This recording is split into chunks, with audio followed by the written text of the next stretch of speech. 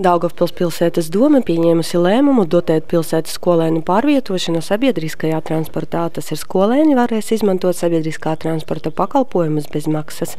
No pilsētas budžeta transporta kompensācijas skolēniem, invalīdiem, pensionāriem un bāriņiem sastāda 3,7 miljonus eiro. Šis lēmums ir plānots ilgtermiņā, un, protams, ka pašvaldībai pietiek līdzekļu, lai nodrošinātu skolēniem braukšanu bez maksas. Sastādot 2015. gada pašvaldības budžetu, tika izvērtēts transporta kompensācijas zaudējumi, kurus sniedz pašvaldība, un izrādījās, ka pašvaldībai pietiek līdzekļu, un tie līdzekļi ir arī pagājušā gada apjomā. Līdz šīm skolēniem tika piešķirta viena sabiedriskā transporta veida brīvbiļete.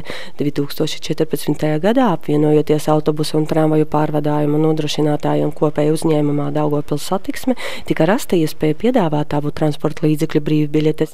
Vienas biļetes cena ir 43 eiro centi, līdz ar to tas būs liels atspējs ģimeņu budžetam. Meita iet 1. klasē. Viņai vajadzēja izvēlēties tramvaja vai autobusa brīvbiļeti.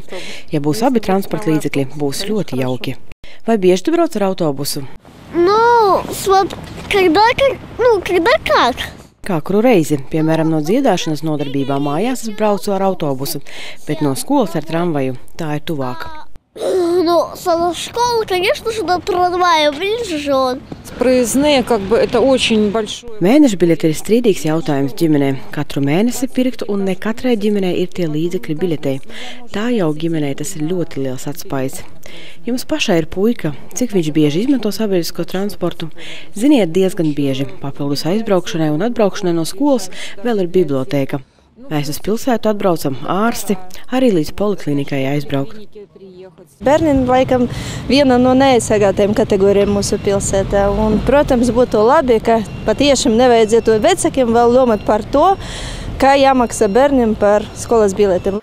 Ja līdz ar šo lēmumu sabiedriskajā transportā strauji palielināsies pasažieru skaits, pilsētas domes pārstāvji apgalvo, ka tādā gadījumā tiks pārskatīti maršrutu grafiki. Svetlana Dudarenko, Ilze Kiščenko, Roberts Kalniņš, Latgales reģionālā televīzija.